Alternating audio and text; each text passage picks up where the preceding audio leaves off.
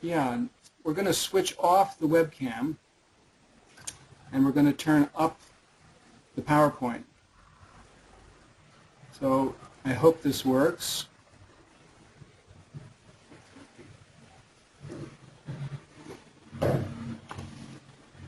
So right now I hope everyone should be seeing the Science of Meditation, a brief synopsis, which I and Al will be presenting to you.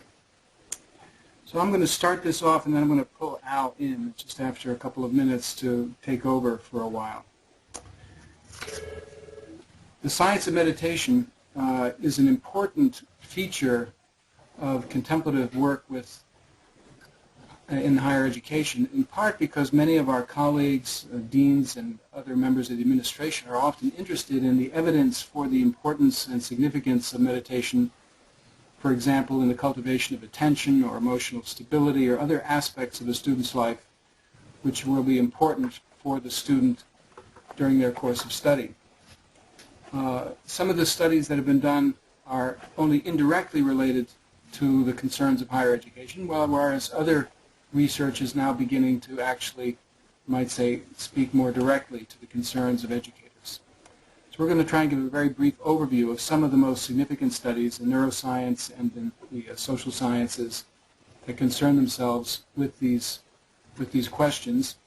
And also, I'll be giving a reference at the end to a paper which is a review paper put together by Shauna Shapiro, Kirk Brown, and John Austin, together with Maya Dore.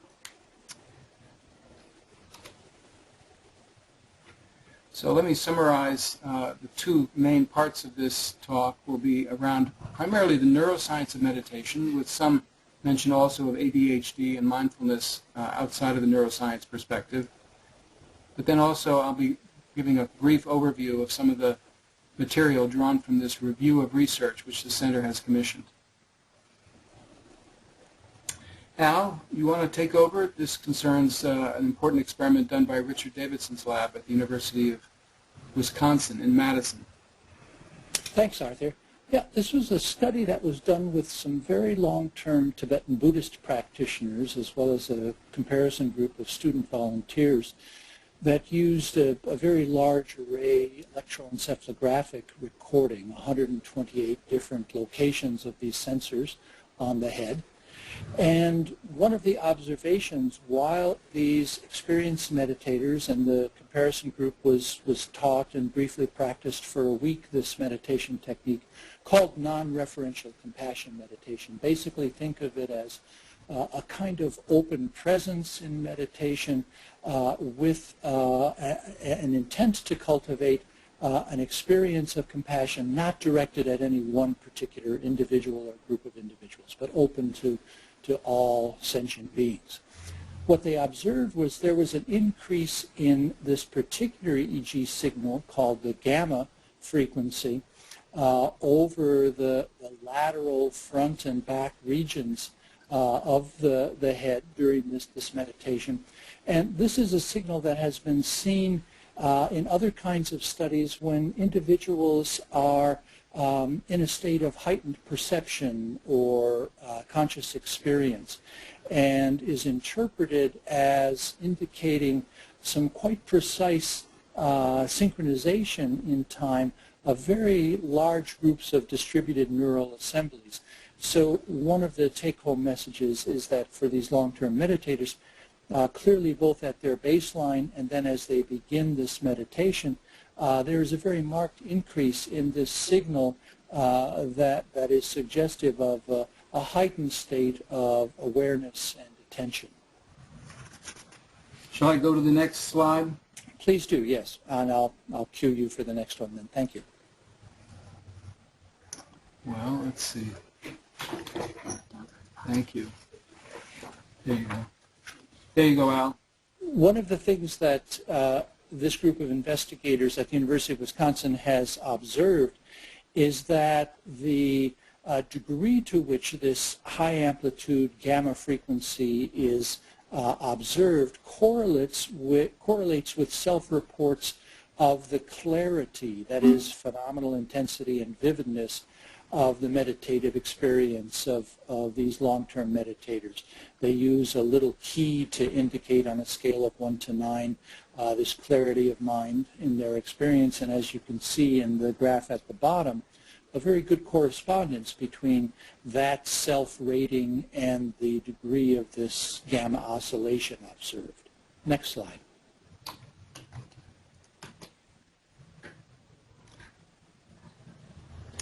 This concerns a long-term Zen mindfulness meditation study. Al, do you want to give some information on this one? Yes, thank you.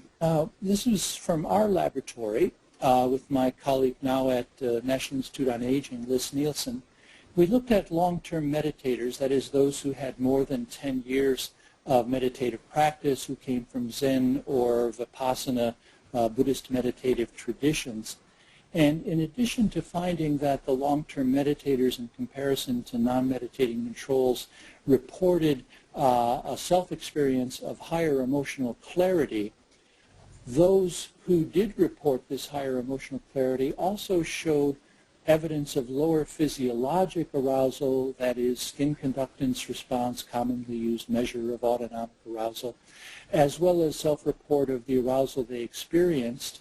And when we measured their facial muscle activity, greater subtle positive facial expression when we showed them emotional scenes that we masked, that is, that we very quickly exposed and then followed by a jumbled image so that there was no conscious recognition of them. And our interpretation of the results was that they were quite consistent with a greater regulation of the emotion process early in its unfolding for these long-term meditators. Next slide. We also did some comparison of those with shorter amounts of practice, 5 to 10 years, versus the more than 10 years of practice. And we suggest that the evidence cumulatively suggests that over long-term practice there's a shift from attachment to things that provoke us emotionally in our environment and our reactivity to it, to a more equanimous emotional response that occurs over a number of years. So that initially there is greater attention and greater awareness to bodily feelings, greater use of thought to regulate emotional expression, that is, inhibit the expression of emotion, and greater physiologic reactivity to emotional stressors. Whereas later in the course of meditative practice, emotional clarity seems to increase, and this explicit attention to emotion may not any longer be needed, so that clarity itself seems to confer a kind of regulatory skill and attention to subtle emotion cues that really are becoming automatized for these long-term meditators and no longer require conscious attention. Next slide. The next study, this is Arthur Zajonc. The next study that we'd like to say just a little bit about concerns the training of attention. You know, here's a capacity or faculty which is clearly also of great significance in working with students, that they can bring greater clarity, greater attentive capacities to whatever it is they're doing, studying or in class, then all to the good. So while this is not a study of a classroom situation, it is nonetheless a study which bears directly on the kinds of capacities which we hope to inculcate and support in our students. It's the so-called attentional blink study by Richard Davidson, Anton Lutz, and others, published in the Public Library of Science back in June of 2007. Attentional blink works the following way. If one has a sequence of what are called targets, that is to say, on a computer screen it might be a sequence of letters that show up, you know, A, B, C, D, and then in the midst of that sequence a number arises, 6, which is of a different category. Then we identify that number, record that identification perhaps with a mouse click or some such thing, and then move back to being attentive to the sequence as it continues on subsequently. So more letters show up, M, N, and so forth. It turns out that normally there's about a half a second blink in our attention after the identification of that target number. So we may miss whatever it is that shows up immediately after that number if it comes within the next half second or so. This is called the attentional blink. Our attention is diverted by virtue of the fact that we just recorded a signal event, and then we come back to being attentive. The test, therefore, was, is there any effect on the attentional blink of meditation? Richie Davidson and company took advantage of a 3-month Vipassana retreat, which was going on at the Insight Meditation Center in Barrie, and tested individuals prior to going into the retreat and then also after coming back from the retreat for 3 months. They were practicing a form of meditation which was an awareness without judgment or affect, so there was some expectation that perhaps this would lead to a lessening or diminishment of the attentional blink phenomenon. And indeed, this is what they noticed relative to a control group.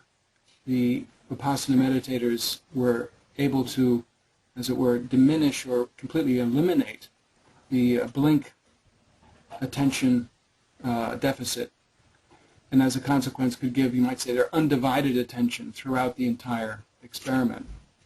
So this is a standard kind of gauge or measure of attention. Al, did you want to add anything by any chance to that? Only very briefly, Arthur, that they simultaneously were recording brain electrical potentials, and by averaging those potentials, one can see signals that are specifically related to the processing of these individual signals they're looking at.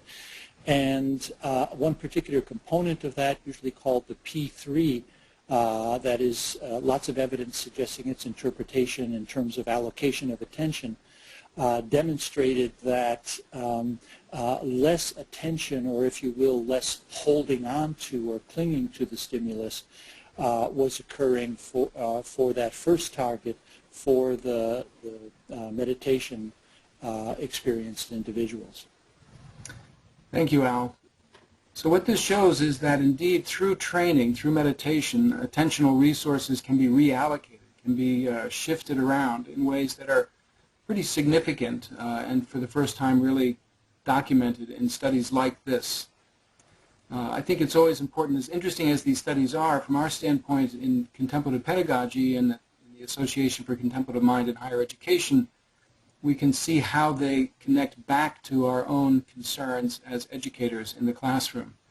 In this case, we can see that through meditation there's a kind of freeing up of attention and the reallocation of that attention to the task at hand that's possible when it's supported by these practices.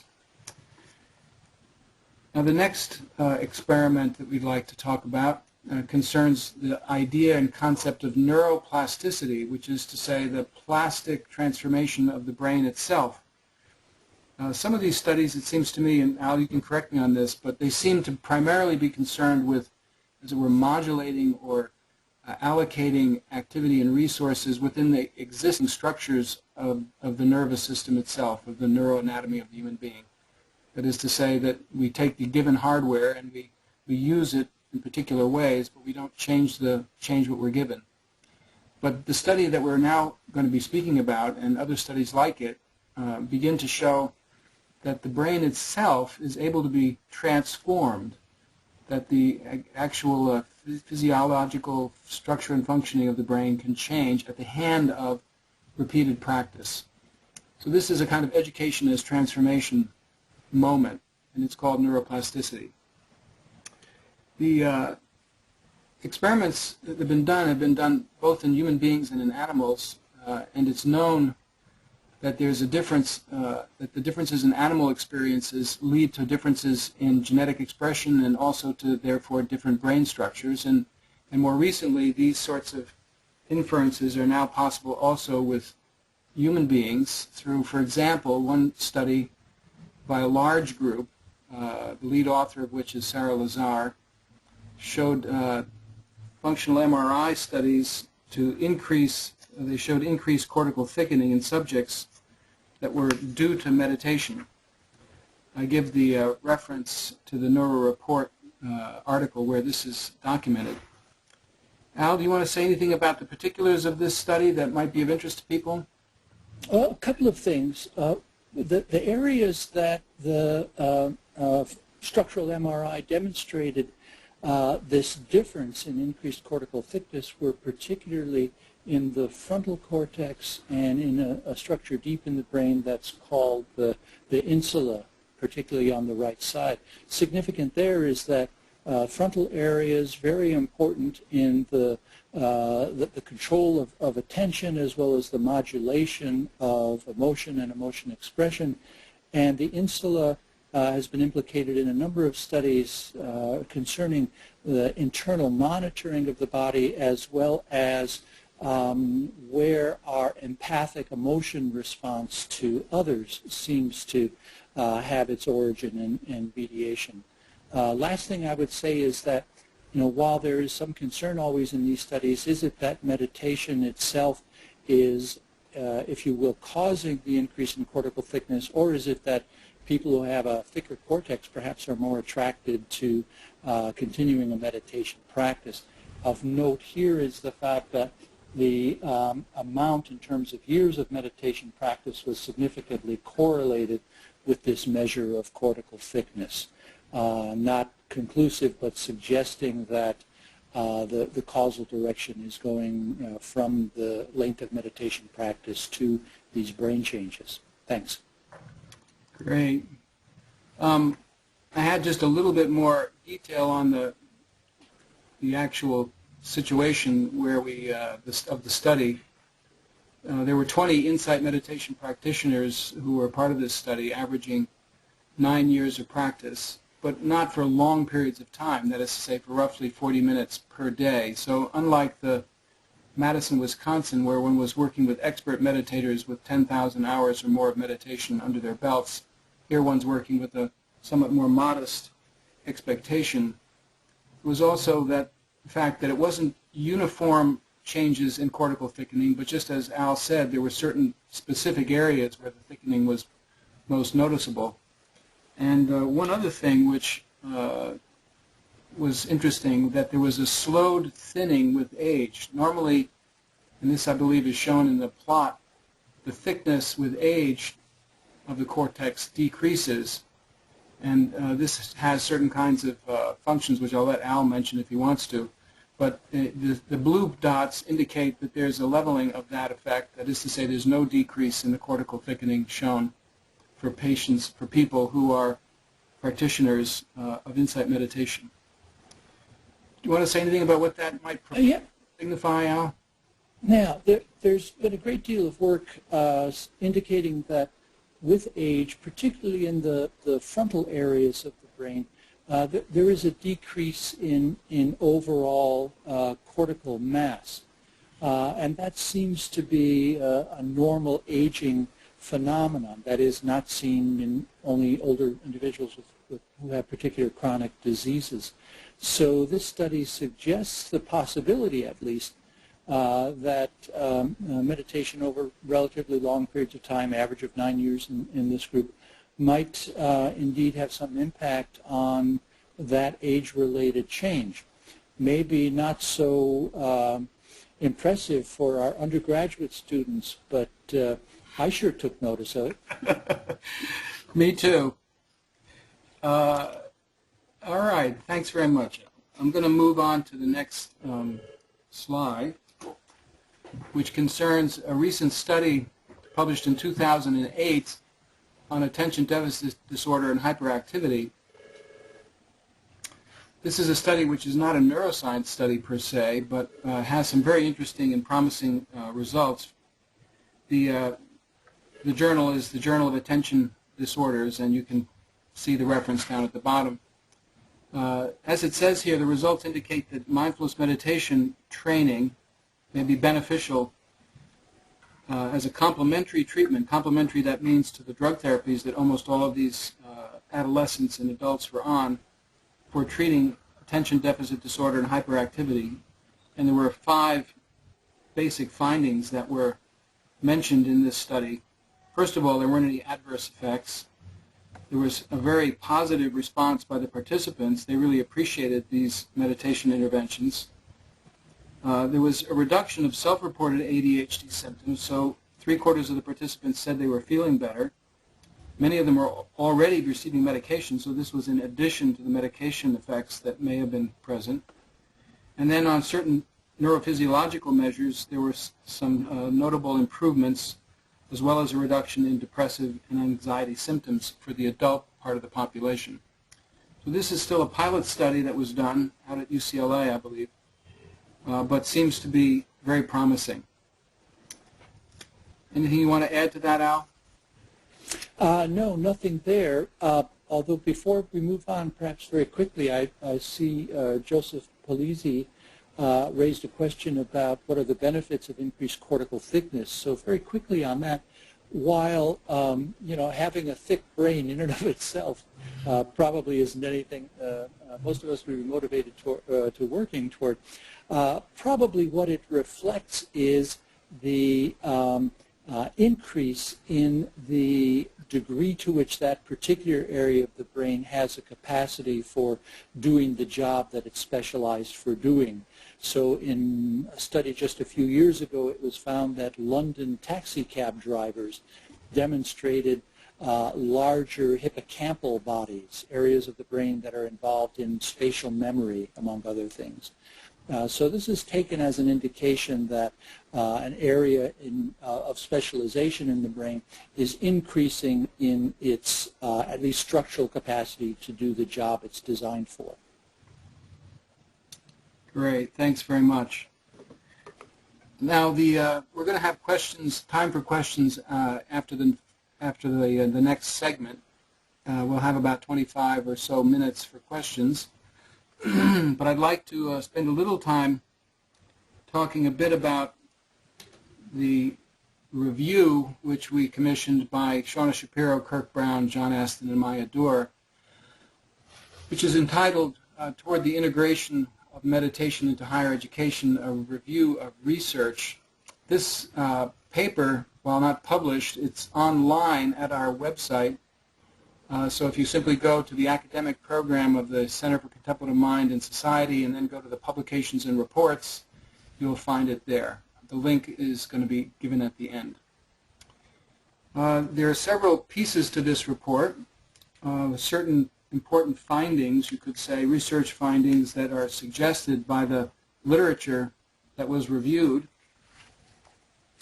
I should say that the structure of the report was primarily that of empirical evidence reviewed by the effects of meditation on cognitive and academic performance, the effects of meditation on mental health and psychological well-being, and the effects of meditation on development of the whole person. So those three aspects, essentially the cognitive, the mental health and psychological well-being, and the development of the whole person. That's the way the thing is organized. So with regards to the first, there were three, as it were, findings that are mentioned. The first is that mindfulness seems to improve the ability to maintain preparedness and orient attention.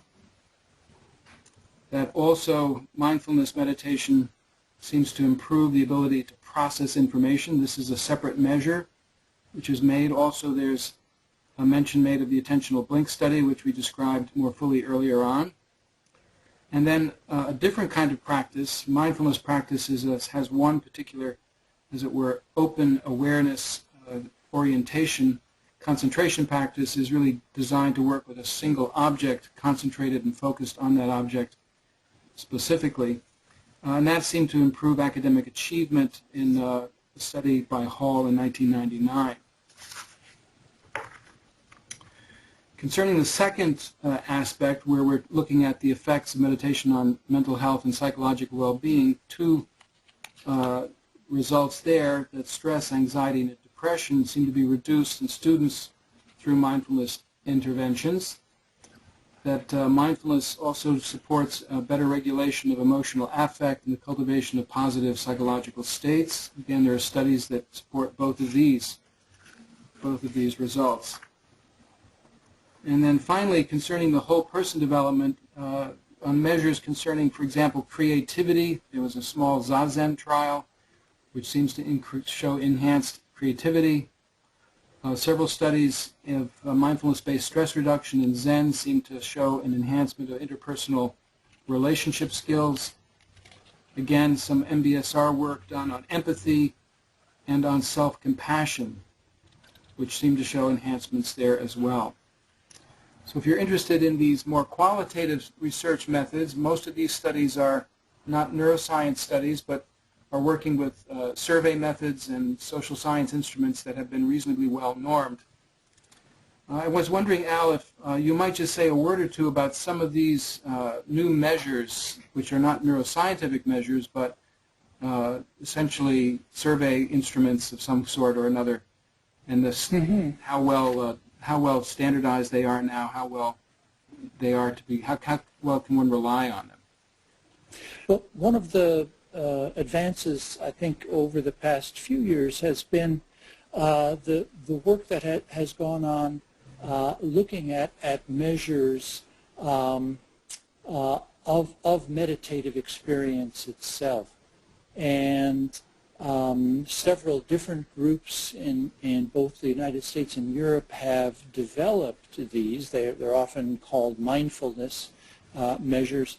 And there has been an effort now to look across those, in other words, administer them to the same groups of individuals, and then assess statistically through basically factor analytic procedures the degree to which there is overlap or unity among them, and to see whether there are subcomponents contained within these larger scales. So I think that's enabled us to take a finer-grained look at the self-reported experience of individuals who are practicing MBSR or other kinds of more traditional meditative approaches.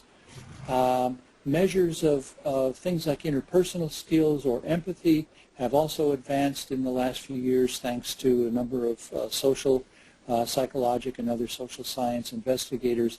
And again, much of the psychometric properties of these are being increasingly well worked out. So I think they do become now more reliable instruments that can be used in studies within educational settings as well as others.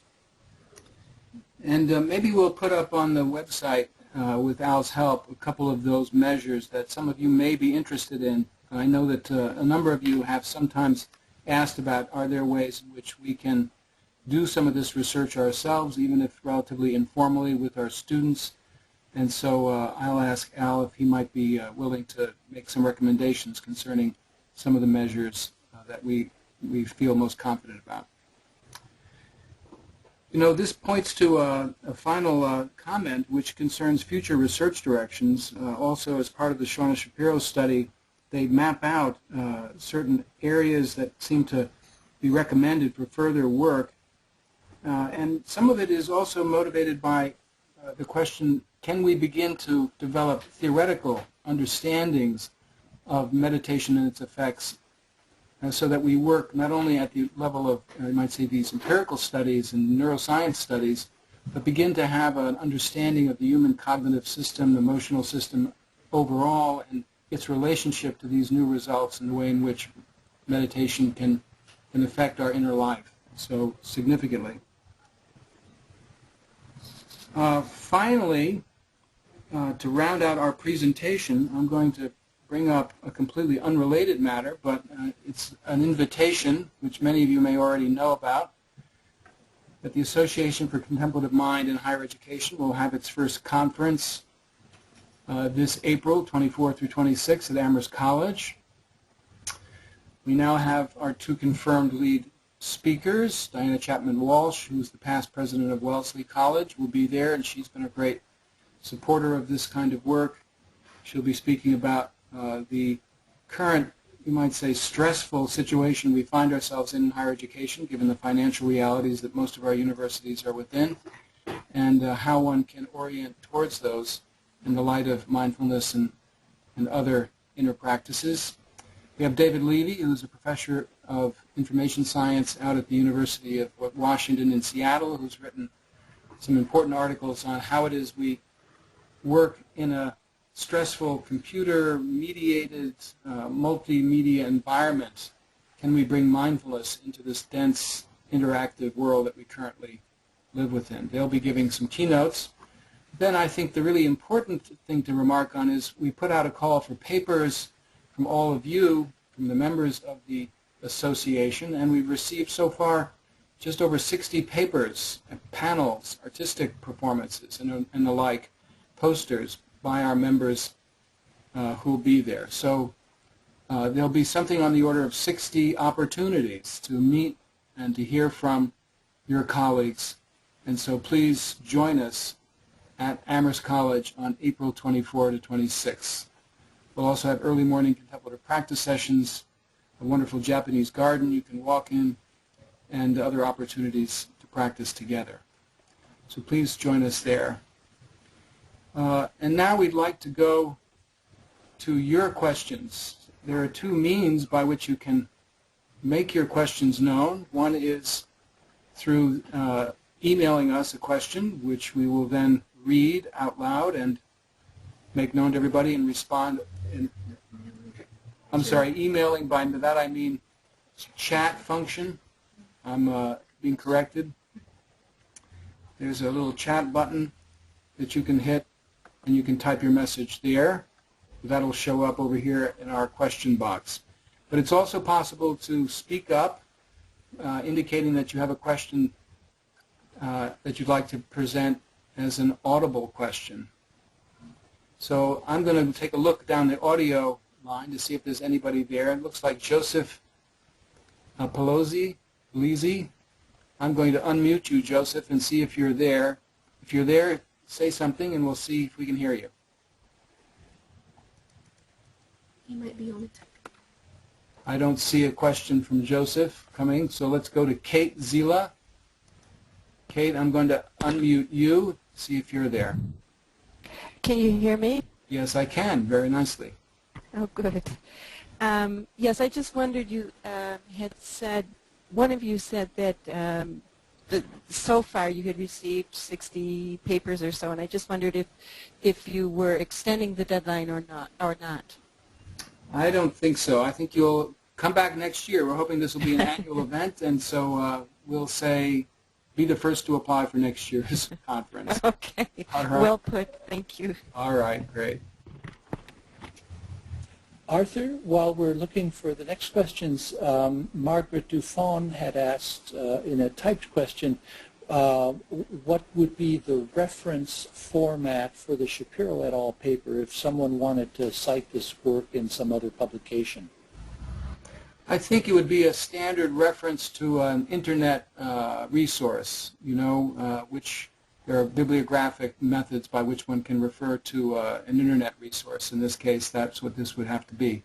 Of course, the title, the name of the authors, the date, and then that internet site.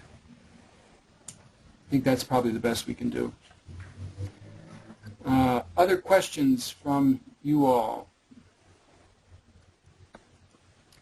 I see some questions coming in from the chat function. So let me read this one.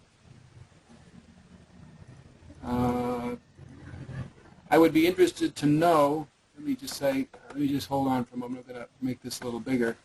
I would be interested to know if any of these studies have addressed memory and memory loss related to aging.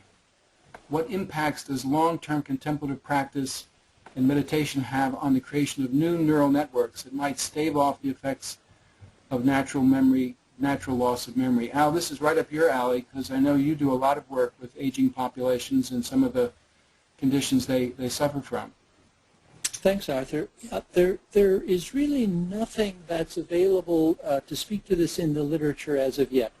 My own lab is very interested in this. We do a lot of work in both so-called normal aging as well as Alzheimer's disease and other forms of dementing illness. It's a great question. There are theoretic reasons to think that there might indeed be some relationship, but so far no real available data to speak to this. Okay, so we'll have to have Al come back in a few years when he's done his own studies of these sorts of things. I know from personal experience that my mother, who was now passed but was in an assisted living situation, often recruited me in to do a little meditation work with her population, with her friends and neighbors. And so while it may not be studied, it's certainly much appreciated. Another question which we have as a written question, are you aware of more research currently being planned or conducted? And here we can, I'm sure both Al and I can speak to this, to say that there are in fact a really burgeoning area of what's now become known as contemplative neuroscience on the one side, where scientists in the neuroscience area are working more and more extensively to do meditation research, and more and more studies being done also in the social sciences. There's a Mind and Life Summer Research Network. This is an organization that was started initially to work in small dialogues with the Dalai Lama on such themes as the ones we're talking about. And much of that work has continued now to flow back out into the public through larger conferences, and in particular a summer research program, a research conference for graduate students, postdocs, and the like. Al, I know you've been active in that Mind and Life Research, Summer Research Institute. Do you want to say about it and other research that's going on? On the Mind and Life Summer Research Institute, we, in fact, tomorrow are just making our decisions about applicants who have applied to attend this year. It's a marvelous collection of both invited and submitted presentations. It's a very good way through going to, if you just go to the Mind and Life Institute, just Google that, and you'll get to their website. You'll find some postings from prior summer research institutes, and then after this year's one in June, they'll be posting about new things that have been presented. So this is a good way prior to the research getting vetted and appearing in the standard scientific literature to keep tabs on what's going on. Great. Thank you very much. There's also a question saying, I'm noticing a focus on benefits in what appears to be sitting meditation techniques. I'm curious about mindfulness and movement and the significance of the body in the classroom and of contemplative movement techniques in the classroom. I think there are a variety of responses that one can give to this. First of all, that normally, of course, in the Vipassana tradition, for example, some of these studies were done, the meditations certainly were both sitting and walking meditations.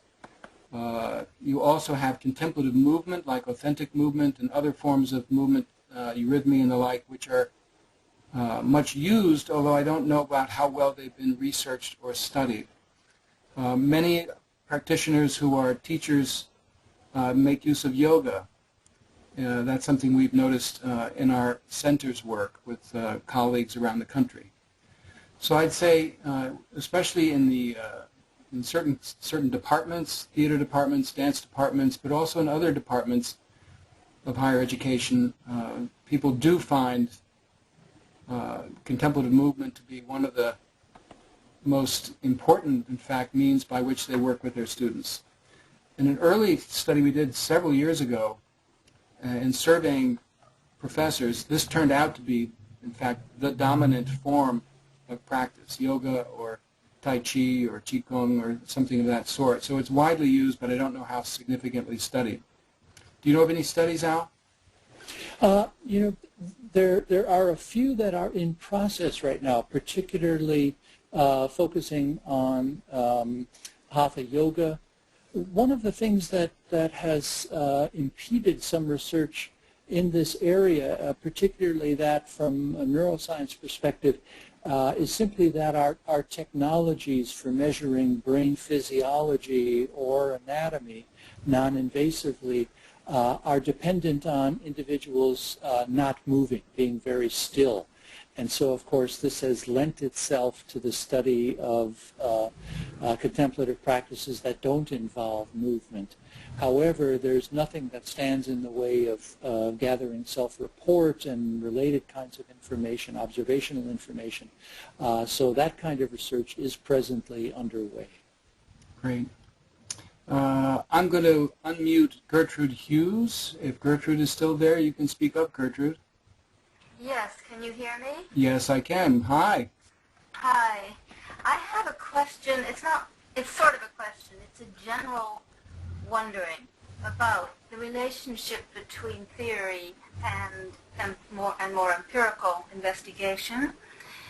When you're working in literature, what you look for often in trying to understand a difficult piece of something is what won't fit, what you don't understand at all. And figure, well, okay, what am I doing wrong, as it were? So I wonder, in that kind of framework, whether in this kind of research that we're speaking of this afternoon, there might be, what do you call them, surprises. You know, things that nobody thought they would find, and then all of a sudden, in looking at some of these research, using some of these research methods that we've heard about today, which I think are very interesting, one finds, oh, surprisingly enough, people over 50 have bigger, whatever, thicker or not such, things like that. Right. So is it too soon in this kind of endeavor, to ask whether there are surprises, or have there been some, and could we talk about those a little? Hear about them, I mean? Yeah. I think it's a good question, and it's one that was asked also in the MIT meeting with the Dalai Lama and a group of scientists and Buddhist scholars. It was a question, you know, of what significance is this to the theories of mind or brain which people have in the West? For example, notions of attentional stability.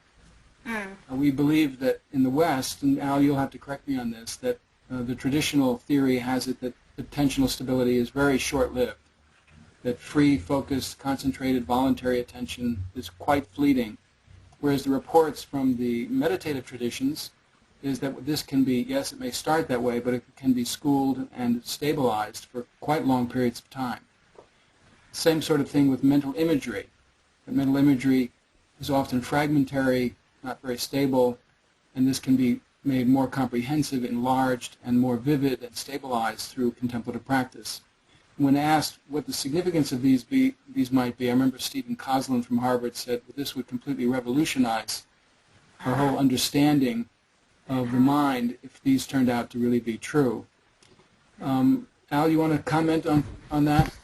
Yeah, I agree with all of what you've said, Arthur, and would follow up with, another surprise is the kind of evidence that's emerging from studies like that of Sarah Lazar that you described. It was not all that long ago when doxology in neuroscience was the brain cells are post-mitotic. They don't replicate after birth, and no one ever expected to see changes in the size or other structural aspects of brain areas dependent upon experience. And so studies of meditative practice as well as other kinds of long-term practices that have now demonstrated documentable changes in brain structure have been very surprising and have changed the very foundations of our beliefs about what is and is not modifiable in the brain. Thank you. I'm going to move on from Gertrude to Catherine Simon. If she's there, I'm going to unclick her and see if she has a question.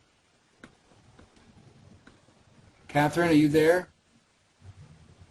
I'm here. Can you hear me? Yes, we can. Yes, we can. Great. I have two questions. One of them is, what are the indications for next steps that we can work with our own students? And could you tell us exactly where to find those indications on their website? Do you mean research or do you mean educational? Educational work. You had mentioned earlier in the in your talk that Shoshana, I'm sorry, I'm not very good at names. Shoshana Shapiro had given next steps in her report, and I wondered where they could be found so that I could look at them and work with them with my students. Yeah. I'm going to mute you because there's a little bit of an echo, Catherine, but there are really two sides to the next steps that we might want to take up. One are the educational next steps. How is it we actually undertake contemplative pedagogy, work these contemplative practices into our courses in very practical and pragmatic ways. You might take a look at the last webinar. We gave some examples there, but especially I would recommend that you come and join us at the Summer Institute, which we have each summer at Smith College. We also have some resources available on the web, example syllabi, practices which you can find on our website. We are also, if you write into Beth Wadham, there's a draft of a little handbook that we're organizing. So there are a number of resources both online and in person. You can come to the Smith College website, as it were, to register, or to the center's website to register for the Smith College summer session. That's on there. That's on there. Also, of course, if you come to the conference, you'll get 60 different people telling you what they're doing, and that'll give you lots of ideas. All right. We still have another about 10 minutes. Pardon me? Which was the second question? Oh. Well, let's go on here. All right, let's go down to Jennifer Oldstone, who asks about what's meant by the whole person when speaking about the effects of meditation on the development of the whole person. What's really meant here is that we have given extraordinary focus to faculties of our students, such as critical reasoning, quantitative analysis, and the mastery of external technologies like the computer and so forth. And these are of great value, but it doesn't really address questions such as interpersonal skills, emotional balance, other forms of intelligence, for example, those talked about by Dan Goleman or Gardner and others. And that people like Leaf have noticed that balanced education cultivates abilities, he says, beyond the verbal and conceptual to include matters of heart, character, creativity, self-knowledge, concentration, openness, and mental flexibility. That's a quotation taken from the report itself. So it's these kinds of characteristics which are being included in the whole person education.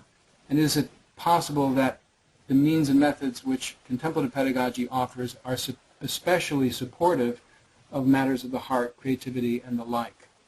So this is also studied by certain researchers, and there are positive indications with regards to things like creativity, emotional balance, and so on. So I hope that gives a little bit of an answer to your question, Jennifer. There's another question from Joseph. How do you address the question of religion and spirituality with the practice of meditation and mindfulness in the classroom setting? As it is in a Buddhist tradition, yet I am familiar with other religions that use practices as well. Can you speak to this? Can you speak to students ask and may be reluctant to practice? Not quite sure the last part, but this whole question of the relationship between what it is we're doing with our students in the class and what is often considered to be a religious or spiritual practice. This has been a long-standing question, I'd say, from the very beginnings of this whole enterprise. Because on the one hand, we are often within secular institutions, not always, but often within secular institutions where students arrive and expect to be taught, rightfully so, in that secular context. On the one hand, these practices have merit, you could say, simply on their own. They are useful from the standpoint of the cultivation of attention, emotional balance, allow us to enter more deeply and creatively into the work that we're doing with our students. That's been my experience and the experience of many, many others. On the other hand, we all recognize that many of these practices, not all of them, but many of them have their roots within the spiritual traditions of Asia and the West, not only in Asia, but also the West. And so one can honor that connection. this was a question which we once posed to the Dalai Lama in talking about, is it appropriate to decontextualize some of the practices and bring them here? And he was quite clear about if they're beneficial, if they provide benefit to those who are studying or to those who are ill or any other kind of condition that there's some strife or struggle or stress, then by all means they should be used, even if they are taken out of the context in which they were developed. I think one can work with them in a certain sense phenomenologically. That is to say, they have their own experiential qualities and characteristics which can be experienced as of value. And one can then develop or not any of the spiritual dimensions which may be there depending upon the particular context that one finds oneself within. I hope that gives a little bit of help to that question.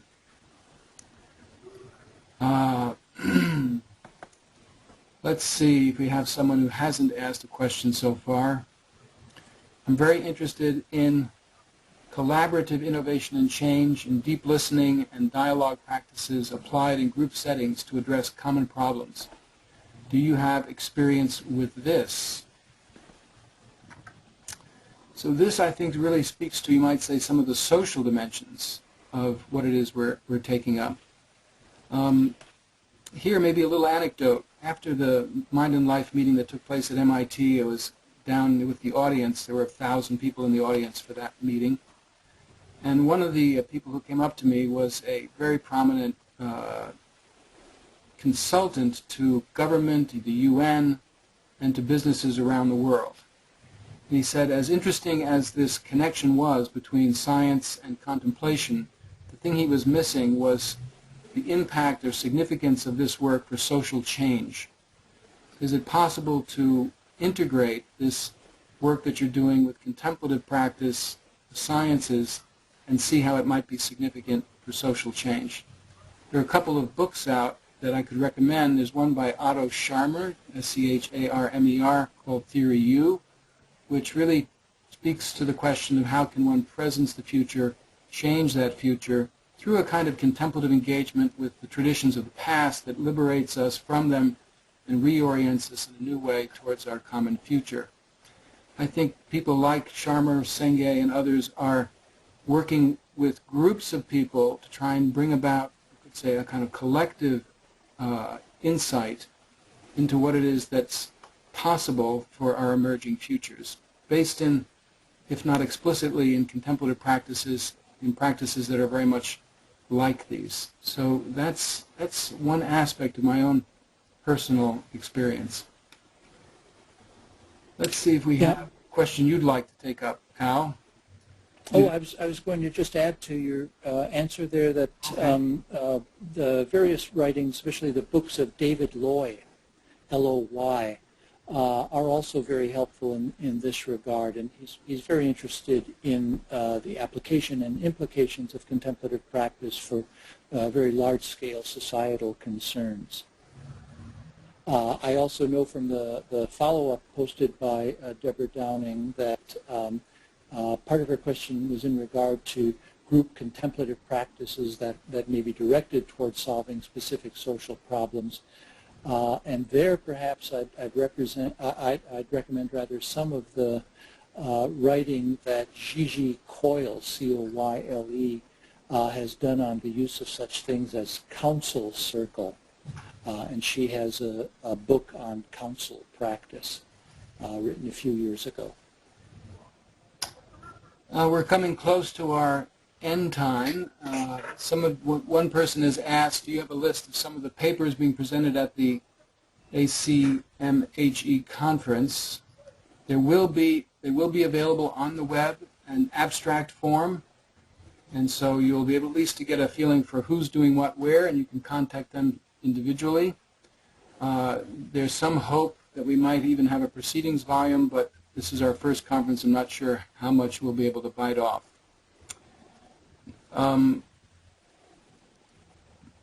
If one is interested, this is from R.T. Good, if one is interested in advancing the research agenda and to be in a forum to dialogue with others on this path for conducting more field research, could you would you recommend attending the Mindful Learners Conference or the ACMHE conference? I'm unclear if one is oriented more to research than to pedagogy or not.